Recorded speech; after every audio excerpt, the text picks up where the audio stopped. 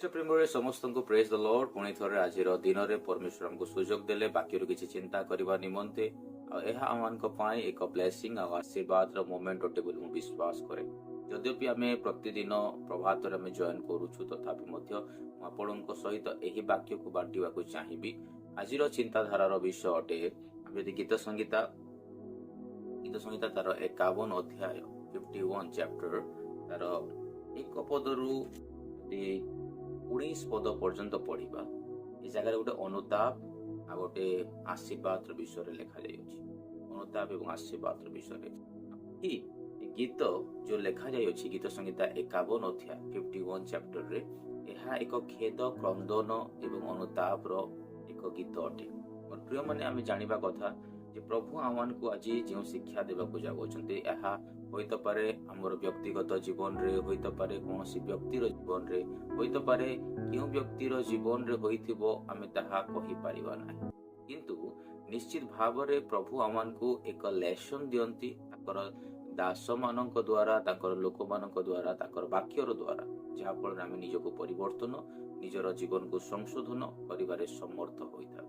ଯଦି ଗୀତ ସଂହିତା 51 ଅଧ୍ୟାୟ ତାର 1 ପଦ ପଢିବା ପୂର୍ବରୁ ଯେଉଁ ଘଟଣା ଲେଖା ଯାଇଅଛି, ତାହା ଆମେ ପଢିଲେ ଆଇ ହୋପ ଆପଣ ମାନେ କ୍ଲିୟରଲି ବୁଝିପାରିବେ।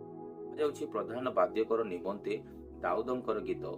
ଦାଉଦ ବତ୍ସେବାଙ୍କ ଠାରେ ଗମନ କଲା ଉତ୍ତାରେ ତାଙ୍କ ନିକଟକୁ ନାଥନ ଭବିଷ୍ୟତ ବକ୍ତା ଆସିବା ସମୟର ରଚିତ ଗୀତ ଅଟେ।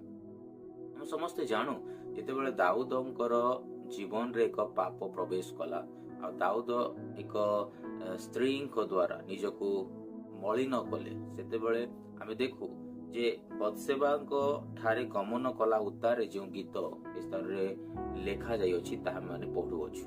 ଓକେ, ଆମେ ସମସ୍ତେ ଜାଣୁ ଯେ ଦାଉଦ ଏବଂ ବତ୍ସେବାଙ୍କର କାହାଣୀ ବିଷୟରେ, କିନ୍ତୁ ଆମେ ଯଦି ଦେଖିବା ସେ କାହାଣୀରୁ ଆମକୁ କଣ ମିଳୁଛି, ସେଇ ଷ୍ଟୋରି, ସେଇ ହିଷ୍ଟ୍ରିରୁ ଆମକୁ କଣ ମିଳୁଛି, ତାହା ଜାଣିବା ଅତି ଆବଶ୍ୟକ ବିଷୟଟେ। ମୁଁ ଯଦି କହିବି 1 ପଦରୁ 19 ପଦ ପର୍ଯ୍ୟନ୍ତ ଆମେ ଯଦି ପଢିବା, ତାହା ବହୁତ ସମୟ ନେଇଥାଏ ବା ନେବ, କିନ୍ତୁ ମୁଁ ସଂକ୍ଷିପ୍ତରେ ଏ ବିଷୟକୁ ରଖିବାକୁ ଚାହିଁବି ଯେ ଦାଉଦ ନିଜର ଜୀବନରେ ଯୋଉ ପାପ କରିଥିଲେ, ସେହି ପାପକୁ ସେ ବୁଝିପାରିଲେ।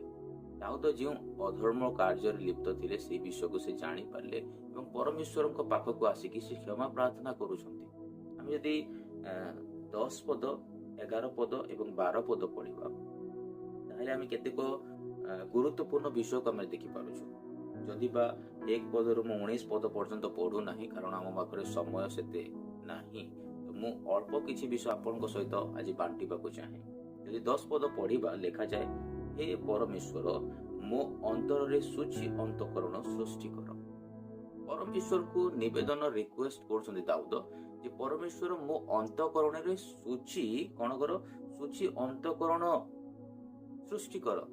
ମାନେ ଅନ୍ତଃକରଣର ଅପୋଜିଟ ହଉଛି ଅଶୁଚି ଅନ୍ତଃକରଣ। ଆଉ ଅଶୁଚିତା କେତେବେଳେ ଆସିଥାଏ, ଯେତେବେଳେ ଆମେ ଅବାଧ୍ୟତାର ଜୀବନ କାଟିଥାଉ ବା ଈଶ୍ୱରଙ୍କର ବାକ୍ୟରୁ, ଈଶ୍ୱରଙ୍କର ମହିମାରୁ ଆମେ କିଛି ଦୂରକୁ ଚାଲି ଯାଇଥାଉ। ସମ୍ ଟାଇମ୍ ଆମେ ଜାଣିବା କଥା ଯେ ଆମମାନଙ୍କ ମଧ୍ୟରେ ଯେଉଁ ପାପର ଅଳ୍ପ କିଛି ଦେଶ ଥାଏ, ଯାହା କିଛି ଆମେ ମାନେ ମାତୃ ଗର୍ଭରୁ ଏକ ପାପରେ ଜନ୍ମ ହୋଇ ଆମେ ମାନେ ଯେତେବେଳେ ଜଗତରେ ଜୀବନ କାଟିଥାଉ, ସେତେବେଳେ ଆମେ ମହିମା ଏବଂ ଗୌରବକୁ ମଧ୍ୟ ଦେଖିଥାଉ। କାରଣ ଆମେ ମାନେ ଧାର୍ମିକତାର ବସ୍ତ୍ର କେତେବେଳେ ପିନ୍ଧିଥାଉ, ଯେତେବେଳେ ଆମେ ଈଶ୍ୱରଙ୍କୁ ସ୍ୱୀକାର କରିଥାଉ, ଗ୍ରହଣ କରିଥାଉ, ସେତେବେଳେ ଆମର ଜୀବନରେ ଧାର୍ମିକତାର ବସ୍ତ୍ର ଆସିଥାଏ।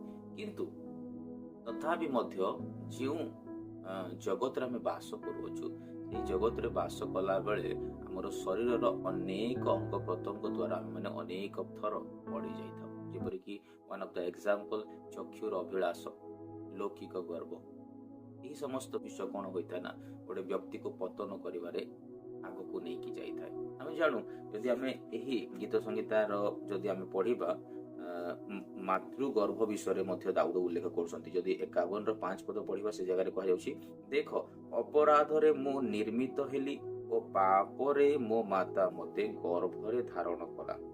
ଦେଖ ତୁମ୍ଭେ ଅନ୍ତରରେ ସତ୍ୟତା ଚାହୁଁଅଛ।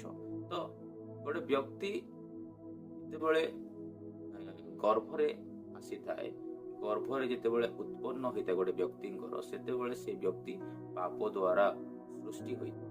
ତ आम स्थान जो पिक्चर्स को आज देखु चिंता करूँ ताहा एक शिक्षार विषयटे जदि बा गोटे व्यक्तिर जीवन में पाप आसी थाए पुणी धार्मिकता जीवन आम मैंने आग को बढ़ी था से कौन हुए था ना आम मान जीवन में जानतर अजाणत अनेक भूल होता है से ही समस्त विषय को बुझा एवं जाना एक आत्मिक व्यक्तिर ज्ञान होगा बहुत जरूरी अटे आज चिंताधारा आम देखुचु जे से प्रार्थना रे कहते मो अंतकरण रे सूची अंतकरण सृष्टि कर माने आमे अनेक समय असुचितार अंतकरण को धरिकी चली था असुचितार अंतकरण माने स्थान रे खाली गोटे विषय को माने हाइलाइटेड करा जाउछि जाकि से बेविचार द्वारा निजको असुचि मने करूछंती किंतु if I am not wrong then आमे माने बुझी पारुथबा कथा आज अनेक सराउंडिंग विषय रे मध्ये आमे माने लिप्त होइछु खाली बेविचार बा कोनोसी गमन करबा विषय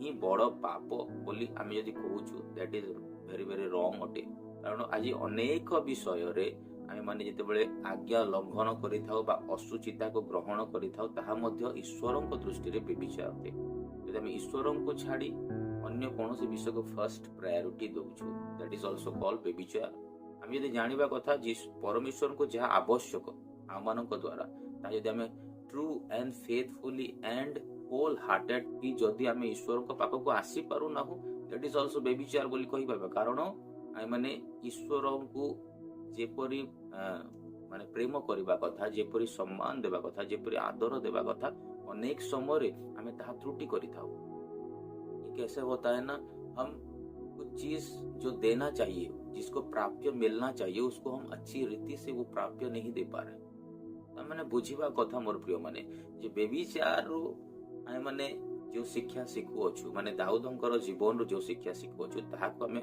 अन्य समस्त विषय रे मध्ये रिलेट करि परिबा जहा आज हमन को पृथक करोछि ईश्वरंकर प्रेम स्थान रे कह जाउछि जे परमेश्वर मो अंतर रे सूची अंतकरण सृष्टि कर माने सूची अंतकरण सृष्टि एथि पई दाऊद रिक्वेस्ट करूछंती बिकॉज़ तांकर जे अंतकरण थिला ता असुचिता हो जाई होछि आ आइ माने भूलिबा कथा नुहे जदि आमे कोनोसी भावरे मिस्टेक्स करूछु कोनोसी भावरे कोनोसी रॉन्ग स्टेप नौ अछु संगे संगे मैं परमेश्वर को पाख को जीवा कहिबा प्रभु फॉरगिव माय सिन क्षमा करंतु मते दया करंतु आ मते प्रत्येक स्टेप रे आगो को नै कि जानतु that should be our prayer जानिबा कथा जे आज हमर जीवन रे कोन सूची अंतकरण अछि ना नाही सूची अंतकरण विशिष्ट व्यक्तिर परिचय कोन हेबा कथा जानू जे तळे जदि लेखा है पढ़िबा कहा जाउछि सेही ख अंश रे ओ मो मध्य रे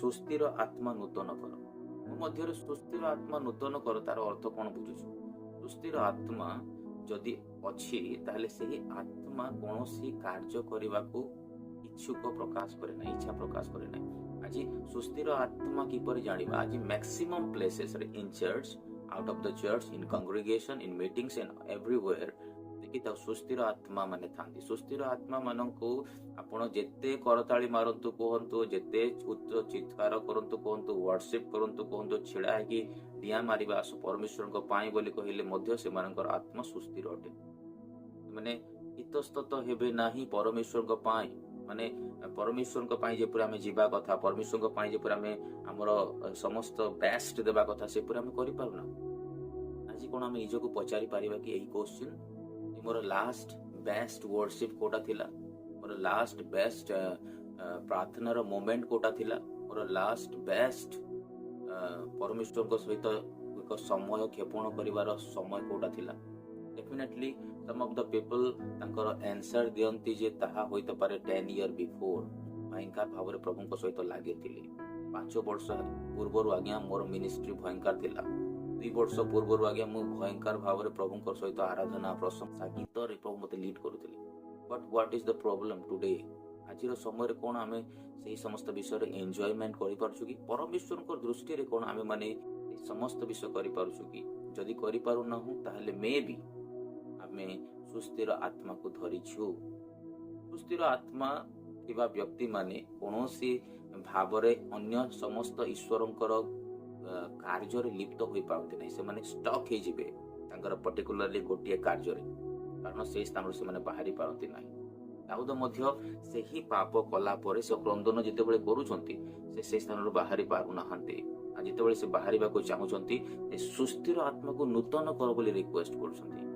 ୱାନ୍ସ ଗୋଟେ ବ୍ୟକ୍ତିର ଜୀବନରେ ସେଇ ଆତ୍ମାର ରିନ୍ୟୁଆଲ ହୁଏ, ସେତେବେଳେ ସେ ବ୍ୟକ୍ତି ଆହୁରି ଜଳିବା ଆରମ୍ଭ କରେ, ଯେତେବେଳେ ସେ ବ୍ୟକ୍ତି ଆହୁରି ଧାଇଁବା ଆରମ୍ଭ କରେ, ଯେତେବେଳେ ସେ ବ୍ୟକ୍ତି ଆହୁରି ଅନ୍ୟମାନଙ୍କ ସହିତ ସଂସ୍ପର୍ଶରେ ଆସି ଈଶ୍ୱରଙ୍କର ପ୍ରଶଂସା କରିବାକୁ ଅବହେଳା କରେ ନାହିଁ। ଏହା ହେଉଛି ନୂତନ ଆତ୍ମା। ସେଥିପାଇଁ କୁହାଯାଉଛି ଯେ ସେ ସୁସ୍ଥିର ଆତ୍ମାକୁ ଆପଣ କଣ କରନ୍ତୁ, ଆତ୍ମାକୁ ନୂତନ କରନ୍ତୁ। ସେଥିପାଇଁ ଆପଣମାନେ ଦେଖିଥିବେ ଯେଉଁମାନେ ପ୍ରଭୁଙ୍କୁ ନୂତନ ଭାବରେ ଗ୍ରହଣ କରନ୍ତି, ନୂତନ ଭାବରେ ପରମେଶ୍ୱରଙ୍କ ପାଖକୁ ଆସନ୍ତି, they are looks like a fire person. ସେମାନେ ଜଳୁଥାନ୍ତି, ସେମାନେ ପରମେଶ୍ୱରଙ୍କ ପାଇଁ ଲାଳାୟିତ ଥାନ୍ତି, ପ୍ରଭୁଙ୍କ ପାଇଁ କ୍ଷୁଧିତ ଥାନ୍ତି। କଣ ସେହି ଏକ୍ସପିରିଏନ୍ସ ଆମେ ହରେଇଛୁ କି ଆଜି? ଆମେ ଜାଣିବା କଥା ମୋର ପ୍ରିୟମାନେ, ଯେ ପରମେଶ୍ୱର ଆମକୁ ଯାହା ଶିକ୍ଷା ଦେଉଅଛନ୍ତି ତାହା ନିଶ୍ଚିତ ଭାବରେ ଆମମାନଙ୍କ ପାଇଁ ଏକ ଚ୍ୟାଲେଞ୍ଜ ଅଟେ, ଆମମାନଙ୍କ ପାଇଁ ଏକ ଲେସନ ଅଟେ, ଯାହା କିଛି ଆମେ ମାନେ ଛାଡ଼ିଛୁ ବା ପରିତ୍ୟାଗ କରିଛୁ ବା ଆମେ ପଡ଼ି ଯାଇଛୁ, ତାହା ଆମେ ମାନେ ପରିତ୍ୟାଗ କରି ପୁଣି ଥରେ ଈଶ୍ୱରଙ୍କ ସହିତ କନେକ୍ଟ ହେବା କଥା। ଏହି 11 ପଦ ଯଦି ପଢିବା ଲେଖାଯାଏ, ତୁମ୍ଭ ଛାମୁରୁ ମତେ ଦୂର କର ନାହିଁ, ତୁମ୍ଭ ଛାମୁରୁ ମତେ ଦୂର କର ନାହିଁ। ଦ୍ୟାଟ୍ ମିନ୍ସ ଆମେ ଯଦି ଅବାଧ୍ୟ ତାର ଜୀବନ କାଟିଥାଉ, ପ୍ରଭୁ ଆମମାନଙ୍କୁ ତାଙ୍କ ଛାମୁରୁ ଦୂର ମଧ୍ୟ କରନ୍ତି। ଲାଇକ୍ ଇଡେନ୍ ଗାର୍ଡେନରେ ଆମେ ଯଦି ଦେଖିବା, ବା ଆଦମ ଯେତେବେଳେ ଭୁଲ କଲେ, ତାଙ୍କ ଛାମୁରୁ ତାଙ୍କୁ କିଛି ସମୟ ପାଇଁ ପ୍ରଭୁ କାଢିଦେଲେ, କିନ୍ତୁ ପରବର୍ତ୍ତୀ ସମୟରେ ପୁଣି ଥରେ ସେମାନଙ୍କୁ ଆଶୀର୍ବାଦ କରୁଛନ୍ତି। ଅନେକ ସମୟରେ ଆମେ ଯଦି ବାଇବେଲରେ ଦେଖିବା, ଅନେକ ପ୍ରଭୁଙ୍କର ଦାସ ମାନେ, ଅନେକ ପ୍ରଭୁଙ୍କର ମହାନ ଦାସ ମାନେ, ଯେଉଁମାନେ ପ୍ରଭୁଙ୍କ ବିରୁଦ୍ଧାଚରଣ କାର୍ଯ୍ୟ କରିଛନ୍ତି, ପ୍ରଭୁ କିଛି ସମୟ ପାଇଁ ଆପଣ ମୁଖକୁ ଫେରେଇଛନ୍ତି, ଯାହା କିଛି ସେମାନଙ୍କର ସହିତ ସମ୍ପର୍କକୁ ଦୂରତା ଆମେ ଦେଖୁଅଛୁ। ଆଜି ଗୋଟେ ବ୍ୟକ୍ତି ପ୍ରଭୁଙ୍କ ସହିତ କନେକ୍ଟ ନ ହେବା ସକାଶୁ ପ୍ରଭୁ କଣ କରନ୍ତି? 11 ପଦରେ ଯାହା ଲେଖାଯାଇଛି, ତୁମ୍ଭ ଛାମୁରୁ ମତେ ଦୂର କର ନାହିଁ। ପ୍ରଭୁଙ୍କର ଆତ୍ମା ଆମମାନଙ୍କୁ ଛାଡିକି ଯାଏ ନାହିଁ, କିନ୍ତୁ ତାହାର ଗୋଟେ ଷ୍ଟପ୍ ପିରିୟଡ ଗୋଟେ ଥାଏ, ସାଇଲେଣ୍ଟ ପିରିୟଡ ଗୋଟେ ଥାଏ। ଆଉ ଆମେ ଜାଣୁ ବାଇବେଲରେ ଯେତେବେଳେ ଯେକୌଣସି ସ୍ଥାନରେ କୌଣସି ବିଷୟରେ ପ୍ରଭୁ ଯଦି ଦେଖିଛନ୍ତି ତାହାର ଅବହେଳାର ବିଷୟ, ତାହାର ନେଗ୍ଲିଜେନ୍ସି, ଦେନ୍ ଡେଫିନେଟଲି ସେ ଜାଗାରେ ଆମେ ଏହା ମଧ୍ୟ ଦେଖୁ ଯେ ପ୍ରଭୁ ନୀରବ ଅଛନ୍ତି। ସେ ସ୍ଥାନରେ ପ୍ରଭୁ ଦେଖୁଛନ୍ତି ଯେ ସେ ବ୍ୟକ୍ତି କଣ କରିବ। ମାନେ ବୁଝିବା ଆବଶ୍ୟକ ଅଟେ ଯେ ଯେତେବେଳେ ଆମେ ପ୍ରଭୁଙ୍କ ଦୃଷ୍ଟିରେ କିଛି ଭୁଲ କରିଥାଉ, ପ୍ରଭୁ ସେ ଜାଗାରେ ସାଇଲେଣ୍ଟ ହୁଅନ୍ତି। ଜାଗାରେ କଣ ହୁଅନ୍ତି? ପ୍ରଭୁ ସେ ବ୍ୟକ୍ତିକୁ ଟିକେ ଦୂରରେ ରଖନ୍ତି। କୁହାଯାଉଛି, ତୁମ୍ଭ ଛାମୁରୁ ମତେ ଦୂର କର ନାହିଁ, ତୁମ୍ଭ ପବିତ୍ର ଆତ୍ମା ମୋ ଠାରୁ ନିଅ ନାହିଁ। That is very very important part.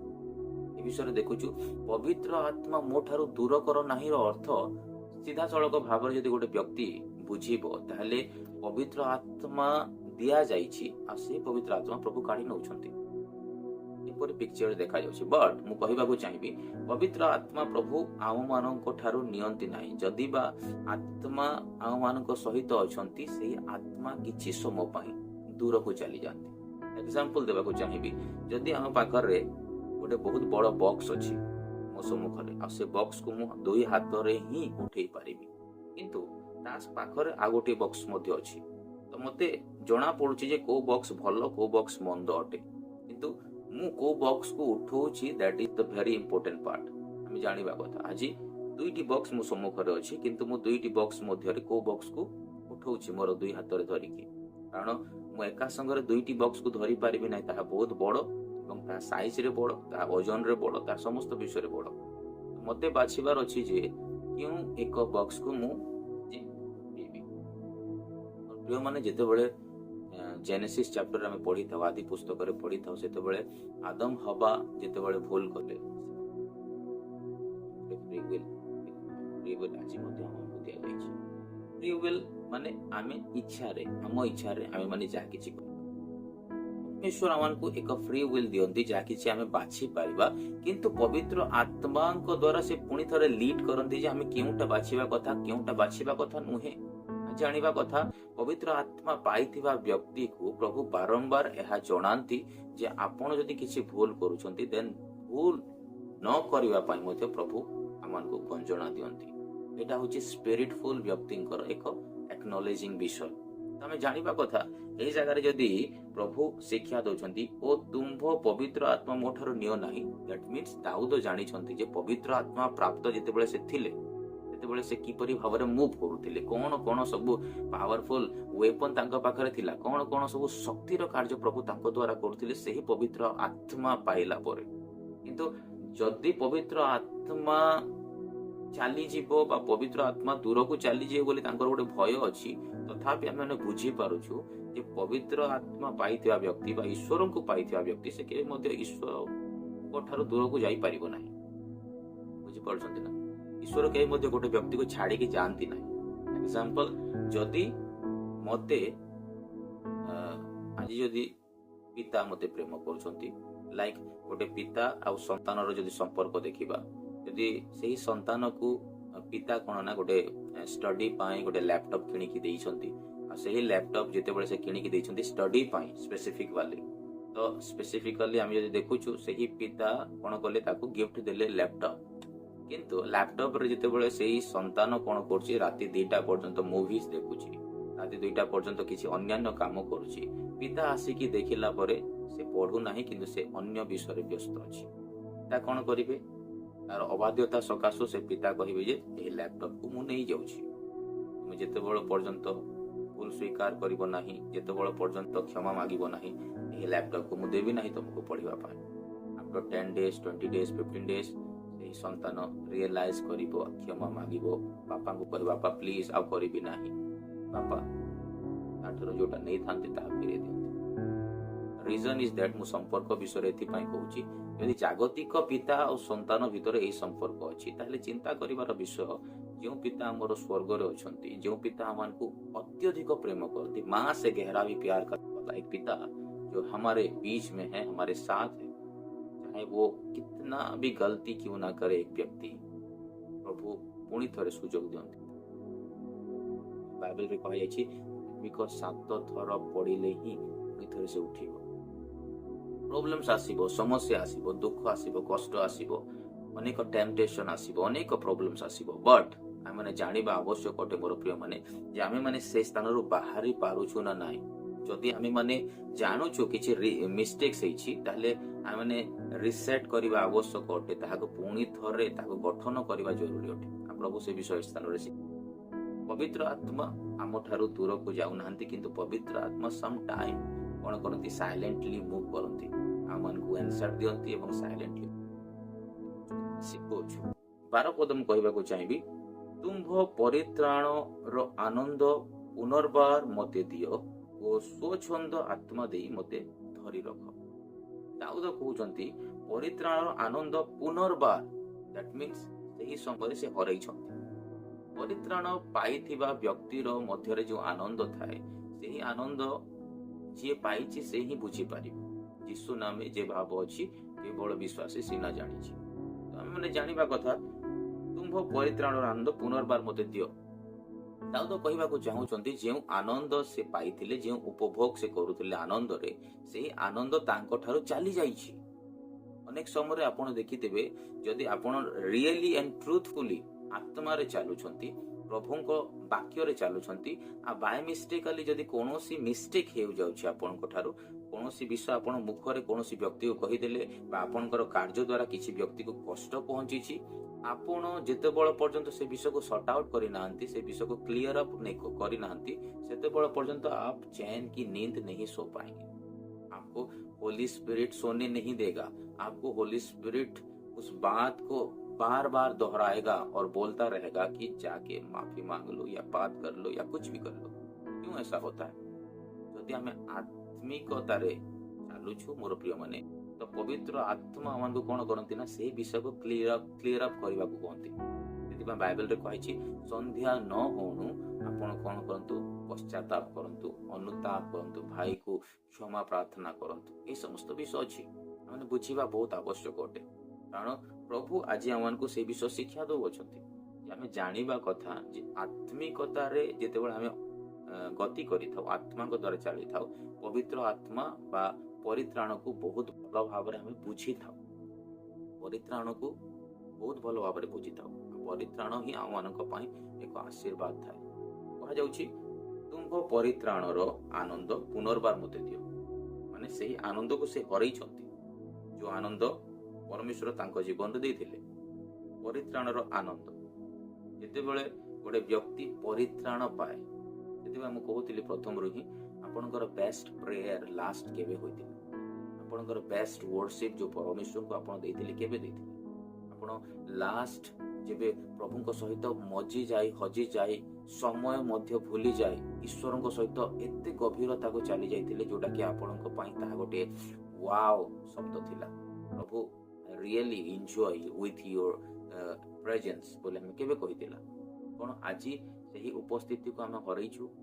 ଯଦି ହରେଇଛୁ ସେହି ଆନନ୍ଦକୁ, ତାହେଲେ ବୁଝିବା କଥା ତୁମ ପରିତ୍ରାଣର ଆନନ୍ଦ ପୁନର୍ବାର ଦରକାର। ପ୍ରାର୍ଥନାରେ କହିପାରିବା, ପ୍ରଭୁ I need your anointing, I need your blessing, I need your love କହିପାରିବା, କାରଣ ସେହି ଆନନ୍ଦ ଏକ ଭିନ୍ନ ସମ୍ପର୍କକୁ ଗଠନ କରିଥାଏ। ଆଜି ଗୋଟେ ବିଶ୍ୱାସୀ ପକ୍ଷରେ ବା ଈଶ୍ୱରଙ୍କର ସନ୍ତାନ ପକ୍ଷରେ ବା କୌଣସି ବାଳକ, ଯାଜକ, ଯେକୌଣସି ବ୍ୟକ୍ତିକୁ ନା କାହିଁକି, ଆଜି ସେହି ପରିତ୍ରାଣର ଆନନ୍ଦ କଣ ଆମମାନଙ୍କ ମଧ୍ୟରେ ଅଛି? ଯଦି ସେହି ଆନନ୍ଦ ଅଛି, ତାହେଲେ ଡେଫିନେଟଲି ଆମେ ମାନେ ସର୍ବଦା ଈଶ୍ୱରଙ୍କ ସହିତ ଆନନ୍ଦ କରିପାରିବା। ପ୍ରଭୁ ବାକ୍ୟରେ ଖାଲି ଆମକୁ କହିନାହାନ୍ତି ଯେ ନିରନ୍ତର ପ୍ରାର୍ଥନା କର, ସର୍ବଦା ଆନନ୍ଦ କର। ପୁନଶ୍ଚ କହୁଛି, ଏହା କଣ ପାଇଁ କୁହାଯାଉଛି? କାରଣ ଆମେ ମାନେ ଜାଣିବା କଥା, ଈଶ୍ୱରଙ୍କ ସହିତ ଯେଉଁ ବ୍ୟକ୍ତି ଚାଲିଥାଏ, ଯେଉଁ ବ୍ୟକ୍ତି ପଢିଥାଏ, ଯେଉଁ ବ୍ୟକ୍ତି ବାକ୍ୟରେ, ଆଚରଣରେ, ପ୍ରେମରେ, ସତ୍ୟତାରେ ଯେତେବେଳେ ନିଜକୁ ପରମେଶ୍ୱରଙ୍କ ହସ୍ତରେ ସମର୍ପିତ କରେ, ସେହି ବ୍ୟକ୍ତିର ଜୀବନରେ ପରିତ୍ରାଣ ଏକ ଆନନ୍ଦ ଭାବରେ ରିଫ୍ଲେକ୍ଟ ହୋଇଥାଏ। ସେଥିପାଇଁ କୁହାଯାଉଛି, ତୁମ୍ଭ ପରିତ୍ରାଣର ଆନନ୍ଦ ପୁନର୍ବାର ମୋତେ ଦିଅ ଏବଂ ସ୍ୱଚ୍ଛନ୍ଦର ଆତ୍ମା ଦେଇ ମୋତେ ଧରି ରଖ। ସ୍ୱଚ୍ଛନ୍ଦର ଆତ୍ମା କେମିତି ଥାଏ ନା, ଆପଣ ଯଦି ସ୍ୱଚ୍ଛନ୍ଦର ଆତ୍ମା ଯଦି ଅଛି, ତାହେଲେ ସେହି ସ୍ୱଚ୍ଛନ୍ଦର ଆତ୍ମା ଆପଣଙ୍କୁ ଆଗକୁ ମୁଭ୍ କରିବାରେ ସାହାଯ୍ୟ। ସୁନ୍ଦର ଆତ୍ମା ଦେଇ ମୋତେ ଧରି ରଖ ମାନେ ଆମେ ମାନେ ଅନେକ ସମୟରେ ଅନେକ ବିଷୟରେ ଲିପ୍ତ ଥିବା ସକାଶୁ ଆମେ ମାନେ 100% प्रभु को दे न था। बुझी पार्टी एक कवच की तरह होता है, जैसे कि हम पिक्चर में देखते हैं या कोई भी वीडियोस में हम देखते हैं, एक आदमी है और उसके चारों तरफ क्या होता है, एक सर्किल होता है, एक बाढ़ होता है, एक कवच होता है और सही चारि पाखरे कौन हुए ना से समस्त विषय को कौन करी था ना से व्यक्ति को माने आवरी था। जैसे कि हम एक पिक्चर को याद कर पाएंगे, जितेबले ओल्ड टेस्टामेंट रे आमे पढुछु संघारक दूत जितेबले जाउछंती एवं प्रथम संतान प्रथम विषय को सब विनाश करूछंती, सेतेबले गोटे कवच गोटे प्रोटेक्शन रो बाड़ आमे देखुछु। आज आमे जदि देखिबा ए स्वच्छंद रो आत्मा जो अछि, स्वच्छंद रो आत्मा कोन करे गोटे व्यक्ति को धरी रखे, बांधी रखे। कहा जाउछि सेति पई ए वर्ड स्वच्छंदर आत्मा दे मते धरी रख। माने जदि आम जीवन रे स्वच्छंदर आत्मा अछि, ताले से स्वच्छंदर आत्मा आमान को सब बेले वाक्य रे ही लीड करिवे। सेही स्वच्छंदर आत्मा आमान को आत्मांकर गाइडेंस रे लीड करिवे। आमान को इतस्थित हेबा को देबे नाही, हमर माइंड को डिस्ट्रैक्ट करिवे नाही। आमे माने कोनोसी क्षेत्र रे मध्य डिस्ट्रैक्टफुल हेई परिबा नाही जदि आमे स्वच्छंदर आत्मा रे चालू अछु। प्रिय माने आज आमे निजको संबोधन करिबा आवश्यक अटे जे प्रभु आमान को केउ शिक्षा रे आगो को नेबा को चाहू, केउ वाक्य रे आगो को नेबा को चाहू। कारण प्रभु चाहंती जे एही समस्त आत्मा डिफरेंस भाव रे प्रभुंकर एक्सपीरियंस को से बुझिथिबा सकासु आज एही विषय कहि पारुछंती। आज हमर प्रार्थना कोन हबा कथा, यदि हमें प्रभुंको ठारे फॉरगिवनेस मागुछु, प्रभु मोर पाप अधर्म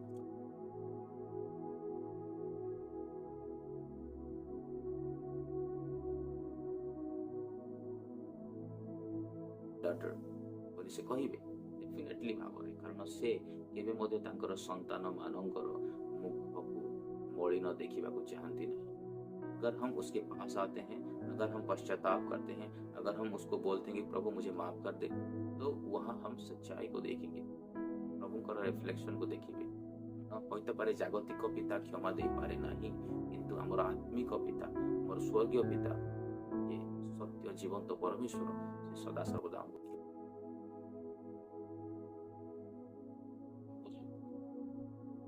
उसी प्रकार भूल करिछु, କେବଳ ପ୍ରଥମରୁ ସେଥିପାଇଁ କହୁଥିଲି କେବଳ ବେବିଚାର ଭୁଲ ବୋଲି ଏ ସ୍ଥାନରେ ଆମେ ମାନେ ଭାବିବା କଥା ନୁହେଁ। କାରଣ ଆଜି ଅନେକ ସମୟରେ ଆମେ ଜାଣତରେ ଅଜାଣତରେ ଅନେକ ମିଷ୍ଟେକ୍ସ କରୁଅଛୁ। ମିଷ୍ଟେକ୍ସକୁ ଯଦି ପରମେଶ୍ୱରଙ୍କ ହସ୍ତରେ ସମର୍ପିତ କରିବା, ଡେଫିନେଟଲି ପ୍ରଭୁ ଆମମାନଙ୍କୁ ଭିନ୍ନ ଭାବରେ ଆଶୀର୍ବାଦ କରିବେ। ଡେଫିନେଟଲି ପ୍ରଭୁ ଆମମାନଙ୍କୁ କହିବେ, yes my son, I am going to bless you. ମୁଁ ତୁମକୁ ଆଶୀର୍ବାଦ କରିବାକୁ ଯାଉଅଛି। କାରଣ ଫରଗିଭନେସ୍ ମାଗିଲେ ହିଁ ଫରଗିଭନେସ୍ ମିଳେ।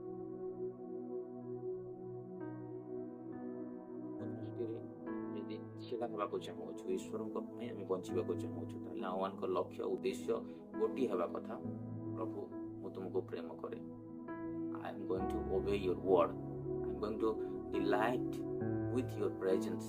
এই ବିଷୟକୁ ଆମେ ପରମେଶ୍ୱରଙ୍କ ପାଇଁ ପରମେଶ୍ୱରଙ୍କ ଉଦ୍ଦେଶ୍ୟରେ କହିବା କଥା। ଆମେ ଯଦି ଏ ଗୀତ ସଂହିତା 51 ଅଧ୍ୟାୟ ପଢୁଛୁ, 51 ଅଧ୍ୟାୟ, କିନ୍ତୁ ତାର ଯଦି ଦେଖିବା 1 ପଦରୁ 19 ପଦ ପର୍ଯ୍ୟନ୍ତ ସମସ୍ତ ବିଷୟକୁ ଡିଟେଲିଂରେ ଦିଆଯାଇଛି। ତାର ସମୟର ସ୍ୱଳ୍ପତା ଦୃଷ୍ଟିରେ ମୁଁ ଆପଣଙ୍କୁ ଖାଲି 3ଟି ପଦ ବିଷୟରେ କହୁଅଛି। ଯଦି ଆମେ ଅଧିକ ଜାଣିବାକୁ ଚାହୁଁଅଛୁ, ନିଶ୍ଚିତ ଭାବରେ ଆମେ 19 ପଦ ପର୍ଯ୍ୟନ୍ତ ପଢିବା। ଆଉ 19 ପଦ ପର୍ଯ୍ୟନ୍ତ ପଢିଲେ ଆମେ ଏକ ଗଭୀର ଶିକ୍ଷା ମଧ୍ୟକୁ ଯାଇପାରିବା, ଗଭୀର ଶିକ୍ଷାକୁ ଜାଣିପାରିବା। ଆଜିର ଏହି ଚିନ୍ତାଧାରାରେ ପ୍ରଭୁ ଆମ ପ୍ରତ୍ୟେକଙ୍କୁ ଆଶୀର୍ବାଦ କରନ୍ତୁ।